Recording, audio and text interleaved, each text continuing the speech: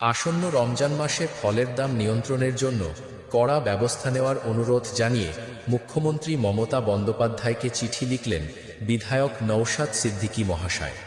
মাননীয়া, আপনি নিশ্চয়ই অবগত আছেন যে আগামীকাল থেকে পবিত্র রমজান মাস শুরু হচ্ছে। 1 মাস ধরে চলবে রোজা, উপবাস। এই সময় প্রতিদিন ইফতারের সময় তারা অন্যান্য খাদ্যদ্রব্যের সাথে ফলমূলও খেয়ে থাকেন। কিন্তু দুর্ভাগ্যবশত প্রতি বছরই লক্ষ্য করা যায় এই সময় ফলের দাম অত্যাধিক চড়া হয়ে যায়। ফলে বেশিরভাগ মানুষ ফল কিনতে গিয়ে ভীষণ মুশকিলে পড়েন। কিছু অসাধু ব্যবসায়ীদের জন্য এই ঘটনা ঘটে চলেছে। কলকাতা সহ রাজ্যের বিভিন্ন শহর ও মফস্বলে হয়তো এগুলি দেখার জন্য টাস্ক ফোর্স আছে, কিন্তু গ্রামীণ এলাকায় হাটে বাজারে এই ধরনের টাস্ক ফোর্স দেখতে পাওয়া যায় না।